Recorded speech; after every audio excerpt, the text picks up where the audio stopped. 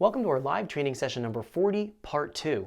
In this video, we're going to get our engine fired up using the base map that we created in the previous video and start to get the idle control worked out.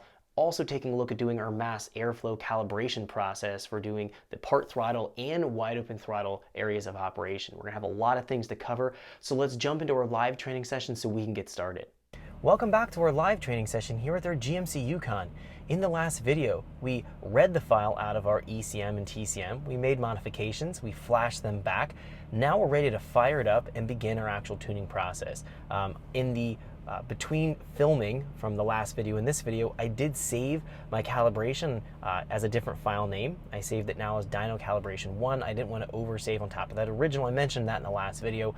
I just didn't go through and actually do that save process. Now we're starting off with a file that's essentially everything we've modified before, but it's just a new file name. So again, I don't overwrite the original file, therefore not allowing me to return the car back to stock if I'd like. So we've done that. Let's jump in here to our VCM scanner. The VCM scanner is going to be where we analyze all of our data. We're going to be taking a look at doing our mass airflow tuning specifically in this video.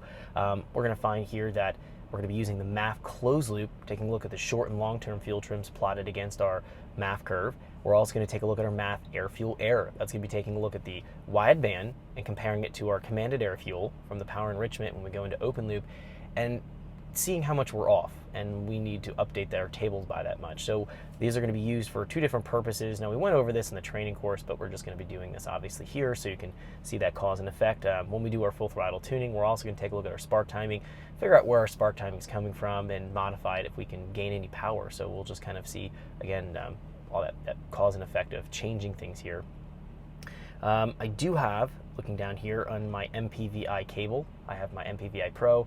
I have the AM wideband that's been on this car, and it's been wired into the analog input number 2. I've done that transform feature here, so now we're logging wideband air fuel. So I just wanted to point that out. And we have a ton of different channels here that we're logging, all related to our Gen 4, specifically to this car here. We also have a lot of the histograms we created in our training course, as well as a lot of the chart versus time. So I have this available as a template, so you can actually open this up on a Gen 4 on the logging list. Now, some of the channels may not be pertinent for earlier Gen 4s. It'll just be kind of the difference of different model years in the Gen 4 family, but the majority of the channels here should open up and work, and then the histograms here should work as well as the chart versus time. So if you're interested in a copy of this, I'm going to try to have them on the website as a downloadable link. If not, email me at jeff@evansperformanceacademy.com.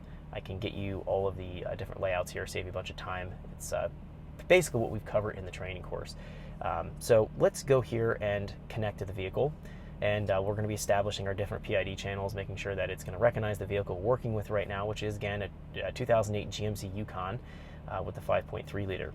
So we are essentially going to, we have read the vehicle. Let's go here to start scanning.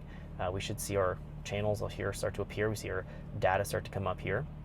Let's fire it up and let's see what's going to happen here. Now, it does have a cam installed. We did raise our idle speed. I haven't done anything else with any of the other spark timing or base running airflow table, so we'll fire it off right now. See, it fires right off there. Comes to a decent idle right now. We can see commanded idle speed here is 744 RPM, and we're approximately there at 740, 750. So that's pretty good right off the bat.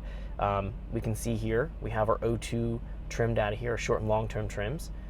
If we go here into the MAF closed loop, this is going to be plotting the short and long-term data here for us, overlaying on top of the curve. We're going to go and update our MAF curve once we start to do some of our driving here and just take a look at that. We can use this to build out essentially our correction table, making sure that everything is represented properly for the air mass coming into the engine.